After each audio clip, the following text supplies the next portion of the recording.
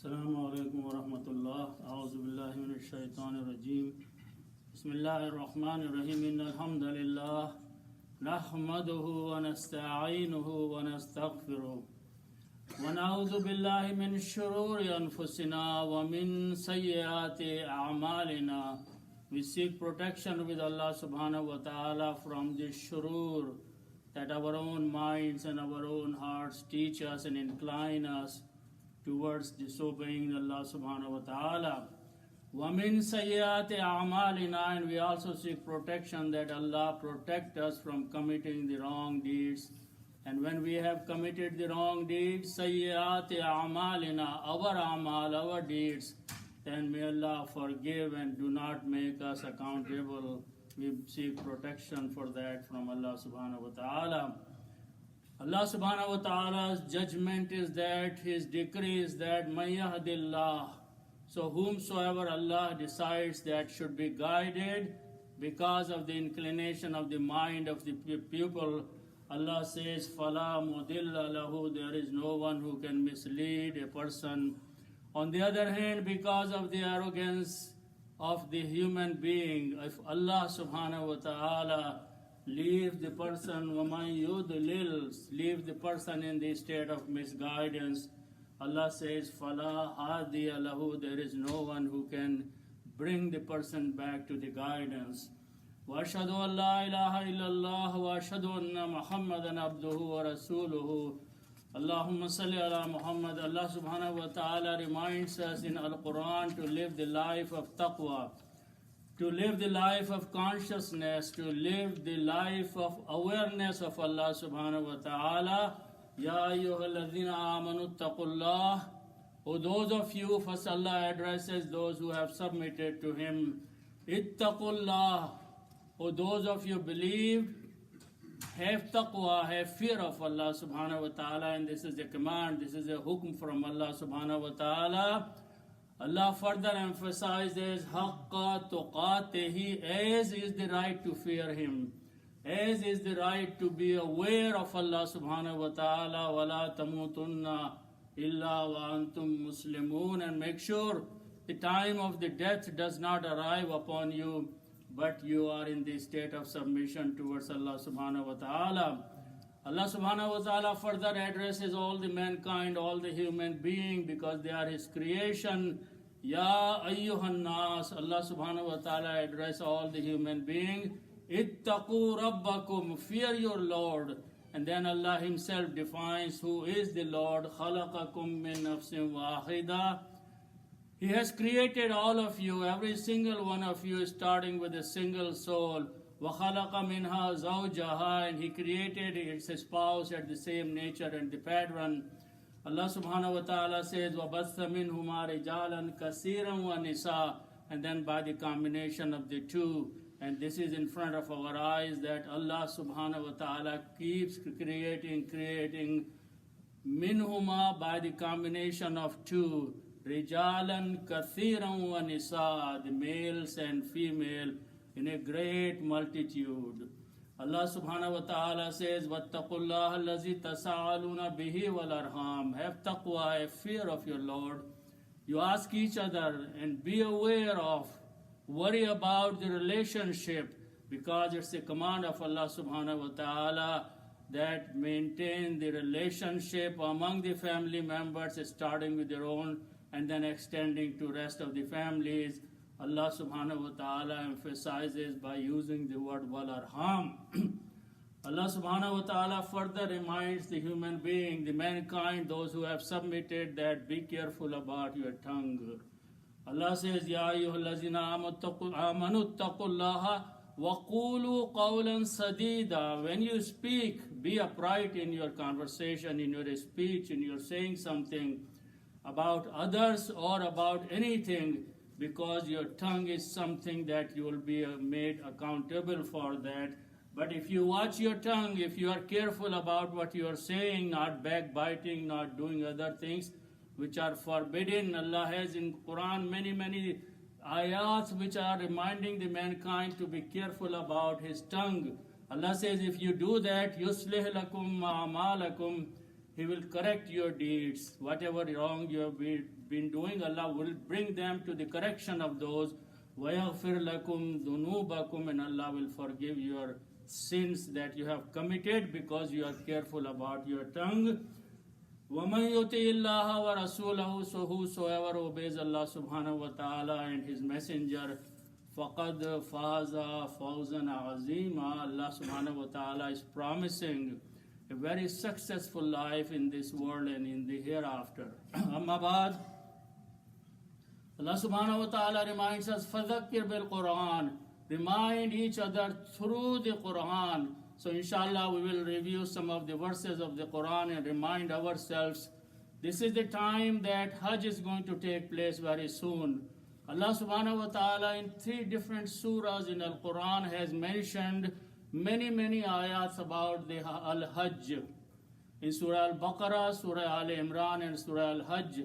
So I have put some ayats together in an order that when I explain those verses of the Quran about the Hajj, you will notice that those of you who have been at the Hajj, that Allah subhanahu wa ta'ala step by step is telling us what are the rituals, what are the manasik, what are the arakin of Hajj.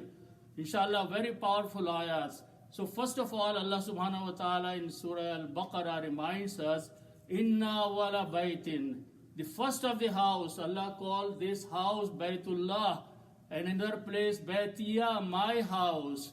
So this place of worship that Allah subhanahu wa ta'ala is mentioning, Allah is giving the title my house Baytullah. Wudiya linnasi, Allah says this has been appointed by Him for the mankind, for all the people. Lilladhi, that is the house bi Bakkata Mubarakan, is saying the valley of Bakka. The Bakka was also the name of Makkah. Allah calling this house Mubarakan, very blessed house, very blessed place of worship. And not only that, Allah subhanahu wa ta'ala further defines Hudal lil Alameen, this house, this place of worship that Allah subhanahu wa ta'ala has appointed for the mankind, for the human being. Allah says this is a guidance for all the people of the world. Then after defining the greatness of this house of Allah subhanahu wa ta'ala, Allah subhanahu wa ta'ala is commanding. Notice that Allah in these ayats using the words linnas, for the mankind, for the human being, for all the people, whoever would submit to Allah subhanahu wa ta'ala will be able to honor to visit the house of Allah subhanahu wa ta'ala. Allah commands in the another ayat of Surah Al-Imran, وَلِلَّهِ عَلَى النَّاسِ, it is upon the mankind, it is for the mankind to go for Allah subhanahu wa ta'ala, Hijjal Bayt, to perform the Hajj of this house which Allah subhanahu wa ta'ala is calling my house. But with a condition, command goes to all the mankind, but there is a condition, manistata, whosoever can afford. The affordability is financially as well as your health. If you have these 2 things, then it is upon you to go and perform the Hajj, ilayhi sabila, towards the traveling for the Hajj from Allah subhanahu wa ta'ala's command.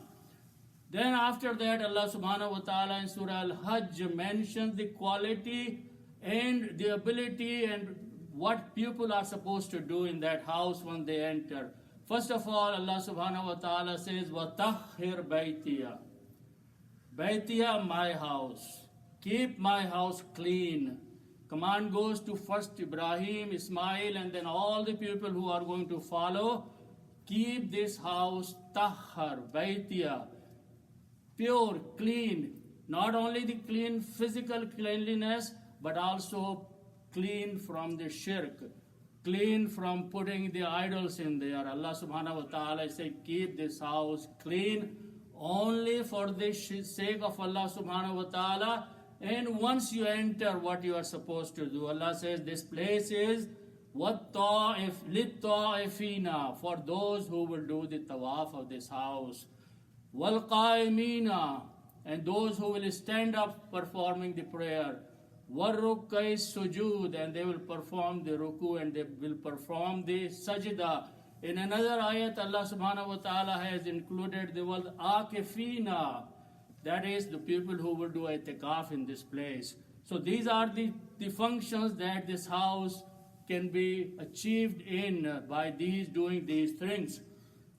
Then Allah subhanahu wa ta'ala commanded Ibrahim alayhi salam, and after that it goes upon all, وَأَذِّن فِي النَّاسِ بِالْحَجِّ, make announcement for the Hajj, that the people should proclaim, make the announcement that it is the time for the Hajj.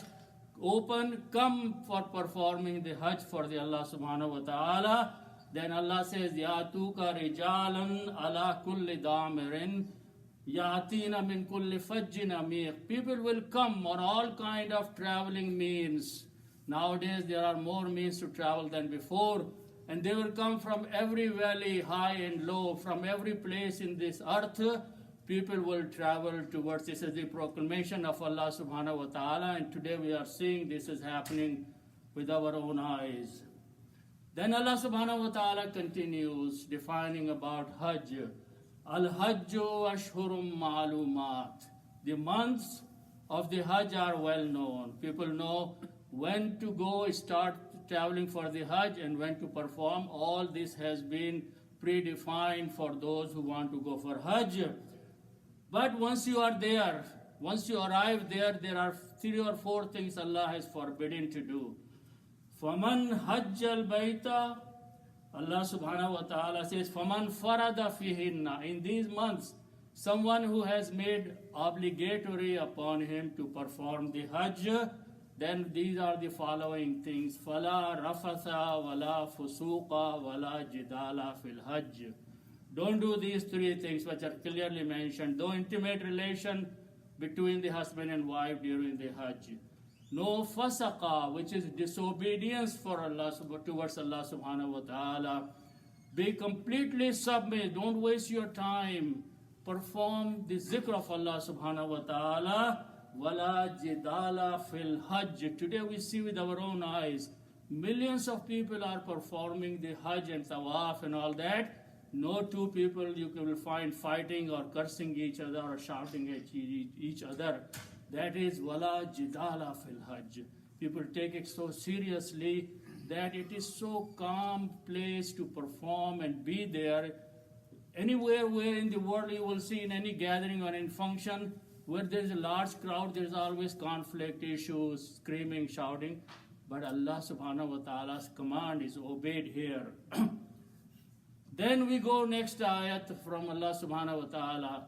Allah subhanahu wa ta'ala is commanding here, and this is in Surah Al-Baqarah, that when you start or make the intention to go for Hajj, make sure you have sufficient means to support, to travel, and to sustain yourself while you are Hajj.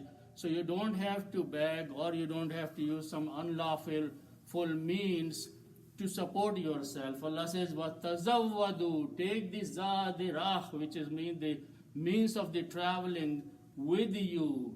فَإِنَّ خَيْرَ الزَّادِ التَّقْوَى, but better than this zad, this traveling means, is that you take your taqwa with you, which means be most obedience to Allah subhanahu wa ta'ala, most pious, most awareness of while you are at Hajj. وَاتَّقُونِ يَا أُولِي الْأَلْبَابِ, Allah subhanahu wa ta'ala says, fear, have taqwa, O those of you who have understanding. Then when you arrive there, these are step by steps. You will see that these ayats are taking you step by step towards performing the Hajj. In the next ayat in Surah Al-Imran, Allah says, وَمَنْ دَخَلَهُ, whoever entered the Kaaba. Now is the time you have arrived there and you have entered the Kaaba. Allah says, Kana Amina, he became in the Aman, he became in the peace of Allah subhanahu wa ta'ala. He became under the mercy of Allah subhanahu wa ta'ala. And as soon as you enter, you start doing the tawaf in there. Once you have completed your tawaf, Allah subhanahu wa ta'ala says, Fihi ayatum bayyinat. There are clear signs inside the Kaaba, inside the boundary of the Kaaba, very, very clear. Allah says, Maqamu Ibrahim, there is a station of Ibrahim. And then Allah commands, وَاتَّخِذُوا مِن مَقَامِ إِبْرَاهِيمَ مُصَلَّى. Perform some prayer next to the Maqam Ibrahim, next to the station of Ibrahim, which is nowadays very close, but you may not find the room to pray very close to the Maqam or station of Ibrahim, so you can go all the way back in the direction, and you can perform 2 rakats there. Once you have done that step of Maqam, performing the Salah, this is a command, وَاتَّخِذُوا مِن مَقَامِ إِبْرَاهِيمَ مُصَلَّى. Once you have done that, then the next step, Quran is saying, Inna Safa wal Marwata min sha'airillah. Then you go climbing up towards the Safa and Marwa. These are mentioned in the Quran. فَمَنْ حَجَّ الْبَيْتَ أَوِ tamara. Whosoever goes for Hajj or Umrah, فَلَا جُنَاهَ عَلَيْهِ أَنْ يَتَّوَّفَ بِهِمَا. Allah says there is no sin. There was some objection that this was a rasma, this was a tradition of the people before the mushrikeen. Allah says no. You can continue this. You can go do the tawaf between Safa and Marwa, which is the seven walking steps between the two, which is 3.5 trips, round trips. So Allah subhanahu wa ta'ala in the Quran is mentioning that next step after Maqam Ibrahim is go and do the tawaf of Safa and Marwa. Then after that is reaching the Arafat. Allah subhanahu wa ta'ala says, فَإِذَا أَفَضْتُم مِّنْ عَرَفَاتٍ فَاذْكُرُوا اللَّهَ. Then you go in the Arafat, you travel towards Mina, then you go to Arafat, and then you go towards the Mash'ar al-Haram. Quran says, فَاذْكُرُوا اللَّهَ عِنْدَ الْمَشْعَرِ الْحَرَامِ. What is Mash'ar al-Haram? It's the Muzdalfa. That's where you travel after being in the Arafat for until the time of Asr. Then you pack and leave and go to the Muzdalfa. Allah saying clearly, فَاذْكُرُوا. Remember, do the dhikr of Allah subhanahu wa ta'ala in the Mash'ar al-Haram, next to the masjid which is in Muzdalfa. وَاذْكُرُوهُ كَمَا هَدَاكُمْ. Allah subhanahu wa ta'ala and Prophet sallallahu alaihi wasallam did all these things step by step. Is teaching that do the dhikr of Allah subhanahu wa ta'ala as He has guided you. Then Allah says, when you have done the dhikr of Allah subhanahu wa ta'ala next to the Mash'ar al-Haram, come back to the Mina, ثُمَّ أَفِيدُوا مِنْ حَيْثُ أَفَادَ النَّاسِ. Then come back to the place where all the people are coming back. The emphasis on this ayat is that in the time of the Quraysh, some rich people would not come back to Mina, but they will go back to their homes. So Allah says, no, after being in Mash'ar al-Haram, come back to the Mina where you left from, because there are few more things you are supposed to do. Then Allah says, وَلَا تَحْلِقُوا رُؤُوسَكُمْ حَتَّى يَبْلُغَ الْهَدْيُ مَحِلَّهُ. Allah says you cannot shave your head or cut your hair until the sacrifice animal has reached the place of sacrifice. So that's the thing. Next is done. Once you return from the Muzdalfa to the Mina, then first thing you have to do, make sure that sacrifice is completed. Then after that you can shave, you can remove your ihram, and you can do other things. Then after that there is one more ayat of Surah Al-Hajj, which is about the tawaf ziyarah, the last tawaf that you have to do. Allah subhanahu wa ta'ala says, ثُمَّ لْيَقْضُوا تَفَسَهُمْ وَلْيُوفُوا نُذُورَهُمْ وَلْيَتَّوَّفُوا بِالْبَيْتِ الْعَتِيقِ. Bayt al-Atiq is again the Kaaba. It's old, the name. So Allah says, go and do the tawaf, the last tawaf al-wida or tawaf al-ziyarah. Go around and do the tawaf and then come back. Lastly, Allah subhanahu wa ta'ala mentions the days of Ayyam Tashriq. Those are the days that we do the glorification of Allah subhanahu wa ta'ala after every salat for next 3 days. Allah says, وَاذْكُرُوا اللَّهَ فِي أَيَّامٍ مَعْدُودَاتٍ. After that, remember Allah subhanahu wa ta'ala in accountable days. فَمَنْ تَعَجَّلَ فِي يَوْمَيْنِ. If you have to leave in couple days, that is fine. If you have to stay more than وَمَنْ تَأَخَّرَ فَلَا إِسْمَ عَلَيْهِ لِمَنِ اتَّقَى. So if you stay longer there, after doing all these rituals, manasik, longer, 7 days, 6 days, 8 days, it's up to you. But if you have to leave, go back somewhere else, Medina or somewhere else in 2 days, you are permitted to do that.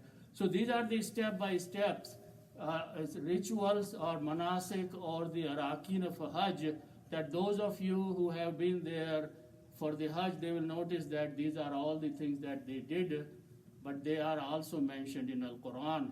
So may Allah subhanahu wa ta'ala give us tawfiq to understand the Quran and follow His commandments. Sadaqallahu al-Azim.